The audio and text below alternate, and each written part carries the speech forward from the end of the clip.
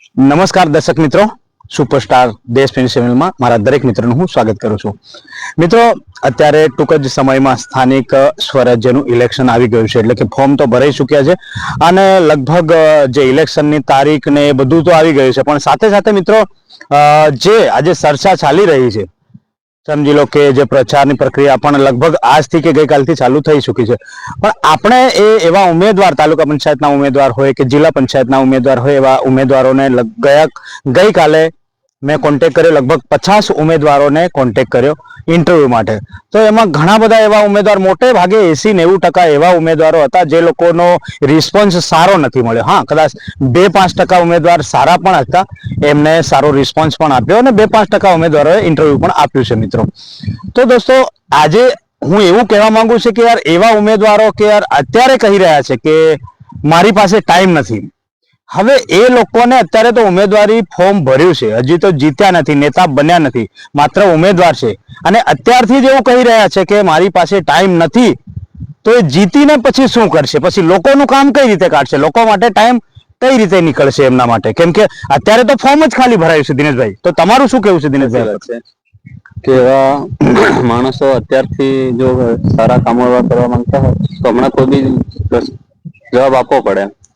તો મિત્રો, ખાસ કરીને એવું કે હજી સુધી આપણે જેમને નેતા નથી બનાવ્યા એમને માત્ર ઇન્ટરવ્યુ આપવા માટે ટાઈમ નથી કાઢી શકતા, તો તમારા માટે શું કામ કરશે?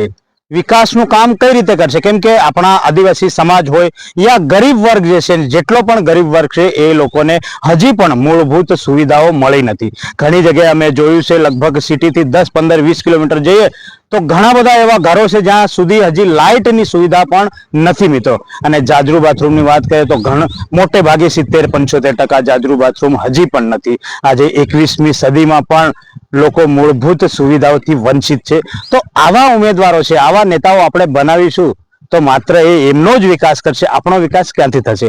તો દિનેશભાઈ, તમારું શું કેવું છે કે આપણે કેવા ઉમેદવારને પસંદ કરવા જોઈએ અને વોટ આપવો જોઈએ? આપણે ખરેખર એવા ઉમેદવારને પસંદ કરવા જોઈએ કે જે લોકોને સાથે રહે, ગામનો વિકાસ કરે, કોઈ બી જગ્યાએ એમની જરૂર પડે ત્યાં આપણી પડખે ઉભા રહે, એવા ઉમેદવારની આપણી જરૂર છે. એટલે એવા ઉમેદવારને આપણે પાર્ટી સાથે કોઈ લેવી દેવી નથી. આપણે ઉમેદવાર સારો હોવો જોઈએ. ખરેખર એવા માણસને આપણે વોટિંગ કરવું જોઈએ.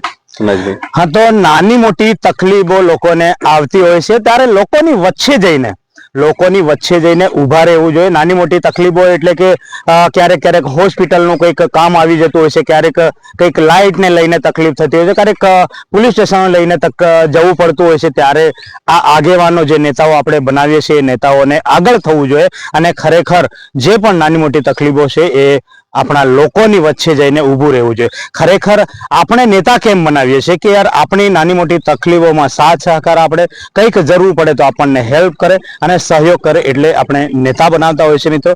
પણ ખરેખર એ નેતાઓ આપણને જોતા નથી, માત્ર ને માત્ર એમનો વિકાસ કરે છે, એમની એ રાજનીતિ કરે છે. તો અત્યારે તો સારું ભાષણ કરી, સારી વાતો કરે, દરેક લોકોના કોન્ટેક્ટ કરશે, દરેક લોકોના ઘરે પણ જશે અને હું આ કરી દઈશ, તે કરી દઈશ, ગ્રાન્ટોની બધી ચર્ચાઓ કરશે.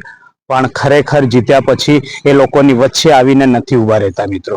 એટલે ખાસ કરીને આપણે એવા ઉમેદવારોને વોટ આપવા છે કે જે શિક્ષિત છે, રાજનીતિ સમજે છે, લોકોની તકલીફો પણ સમજે છે, લોકોને પણ સમજે છે અને કાયમ માટે લોકોની વચ્ચે રહીને કામ કરે એવા વ્યક્તિને આપણે નેતા બનાવવાના છે મિત્રો. કેમ કે અત્યારે જ્યારે હજુ તો એ નેતા બન્યા નથી ત્યારથી એ લોકો આવું વર્તન કરી રહ્યા છે, તો નેતા બન્યા પછી એ શું કરશે? તો દિનેશભાઈ, તમારું શું કહેવું છે કે ખરેખર આ રાજકારણમાં કેવા વ્યક્તિની જરૂર છે?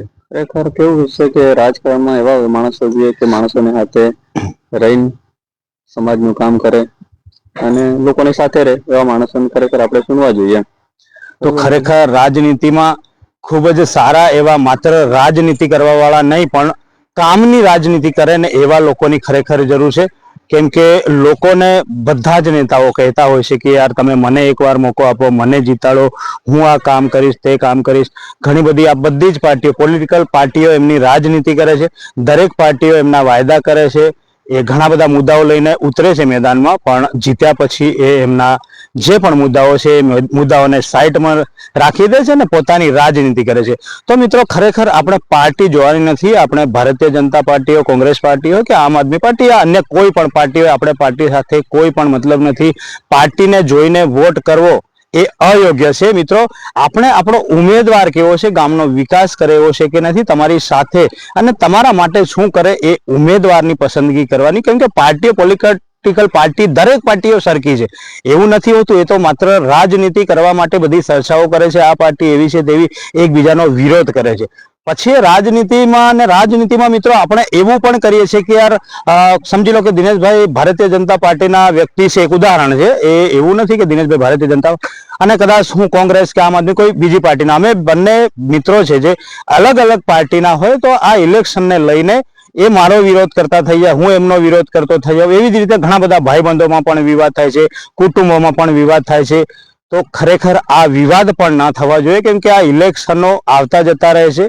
એ લોકો ઇલેક્શન અત્યારે તાલુકા પંચાયત, જિલ્લા પંચાયતનું છે, તો આવતા વર્ષે લગભગ ગ્રામ પંચાયતનું ઇલેક્શન, પછી વિધાનસભાનું, લોકસભા, બધા જ ઇલેક્શનો આયા જયા કરશે. પણ આપણે આ પાર્ટીઓના લીધે, આ રાજકારણના લીધે ક્યારે પણ આપણી મિત્રતામાં યા આપણા કુટુંબીજનોમાં ઝઘડો ના કરવો, વિરોધ ના કરવો. કેમ કે આપણું કુટુંબ, આપણા મિત્રો કાયમ માટે આપણી સાથે છે સુખ દુઃખમાં. અને આ રાજકારણ એ એક એવી વસ્તુ છે કે તમને એવું લાગશે કે યાર આ મારી પાર્ટી છે કે આ મારો ઉમેદવાર છે, પણ ખરેખર એ આપણા હોતા નથી.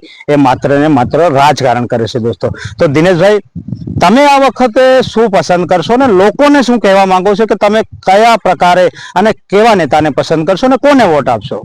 મારે તો એ કેવું છે નરેશભાઈ કે ખરેખર માણસો સાથે જે ઉમેદવાર સારો હોય ને એને પસંદ કરવો જોઈએ માણસોને, કે જે પણ તેને વોટ આપવી નહીં જોઈએ ખરેખર. એટલે આપણે કોઈ સારો ઉમેદવાર પસંદ કરવો જોઈએ. પાર્ટી હાથે કોઈ લેવી દેવી નથી. આપણે તો ઉમેદવાર સારો જોઈએ, ભલે ગમે તે પાર્ટીનો હોય, કે આમ આદમીનો હોય, કોંગ્રેસનો હોય યા તો બીજેપીનો હોય, બરોબર. આપણે તો ઉમેદવાર સારો હોવો જોઈએ. તો મિત્રો, અમે આ વિડીયોના માધ્યમથી માત્ર ને માત્ર એટલું જ કહેવા માંગીએ છીએ કે યાર તમે પાર્ટીને જોઈને વોટ ના કરતા હોય, અને જો કોઈક ઉમેદવાર તમને એવો લાગે કે યાર કદાચ કોઈક વ્યક્તિ આપણા કુટુંબનો છે, કોઈક ઉમેદવાર આપણા કુટુંબનો છે ને કોઈક ઉમેદવાર કોઈક બીજા કુટુંબનો કે સમજી લો બીજી જાતિનો છે, તો આમાં જાતિ નાતિ ભેદભાવ કોઈ પણ પ્રકારનો આવતો નથી રાજકારણમાં. રાજકારણમાં આપણે એટલું જ જોવાનું છે કે યાર કોણ વ્યક્તિ હોશિયાર છે, કોણ આપણા કામો કરી શકે છે, કોણ બધી જ જગ્યાએ આપણી સાથે દોડી શકે છે. રાત્રે કદાચ આપણને ઇમરજન્સી હોય ને એમ્બ્યુલન્સ બોલાવી હોય, અથવા તો કઈ બી કારણસર હોસ્પિટલ જવું હોય, પોલીસ સ્ટેશન જવું હોય, ત્યારે પણ આપણી સાથે આવી જાય અને આપણી જે પણ તકલીફો છે એ સમજે અને આપણી હેલ્પ કરે એવા ઉમેદવારને મિત્રો વોટ કરો. અત્યારે મારા અનુભવો એવા કડવા થઈ ચૂક્યા છે, કેમ કે મેં લગભગ 50 એવા ઉમેદવારોને ફોન કર્યા છે. એમાંથી લગભગ 5% ઉમેદવારોનું સારું રિસ્પોન્સ મળ્યું છે, 5% ઉમેદવારોના સારા જવાબો મળ્યા છે, અને 90% ઉમેદવારોના સારા જવાબો પણ નથી મળ્યા અને બહાના કાઢે છે. અમુક લોકો કહે છે મારી પાસે ટાઈમ નથી, અમુક લોકો કહે છે મને ખબર નથી પડતી. તો તમને ખબર નથી પડતી તો આ ઇલેક્શન લડવાની બી તમારો કોઈ અધિકાર નથી, અને જે લોકોને ટાઈમ પણ નથી ને એ લોકોનો પણ કોઈ અધિકાર નથી આ ઇલેક્શન લડવાનો. દિનેશભાઈ, હવે તમે લોકોને શું કહેવા માંગશો કે સ્થાનિક સ્વરાજ્યનું ઇલેક્શન તો આવી જ ગયું છે અને લોકો જે ઉમેદવાર છે એ આપણા નજીકના જ છે, એટલે લોકો બરાબર રીતે એમને જાણે પણ છે, તો એમને શું મેસેજ આપવા માંગશો? આપણે તો એમને શું મેસેજ આપવો જોઈએ કે ખરેખર ઉમેદવાર એવો સારો ચૂનવો જોઈએ માણસે, કે બીજું કે પાર્ટી કોઈ બી હોય, બરોબર. તો આપણે ખરેખર ઉમેદવાર જોઈને જ આપણે વોટિંગ કરવું જોઈએ, અને સારો એવો વ્યક્તિ દેખીને જ વોટિંગ કરવું જોઈએ. તો મિત્રો, તમે જેટલું પણ અત્યારે અમે વિડીયોમાં તમને જણાવ્યું એ પ્રમાણે અમારું શું કહેવું છે ને તમારું શું મંતવ્ય છે કમેન્ટ કરીને જરૂરથી જણાવજો ને. કદાચ તમને કંઈક એવું લાગ્યું હશે કે યાર નરેશભાઈ સારું, દિનેશભાઈ, નરેશભાઈ આ લોકોએ ખૂબ સરસ વિડીયો બનાવીને ખરેખર સાચી અને હકીકત જો અમે વાત જણાવી છે તમને, તો બીજા મિત્રોને શેર કરજો મિત્રો. Bye bye.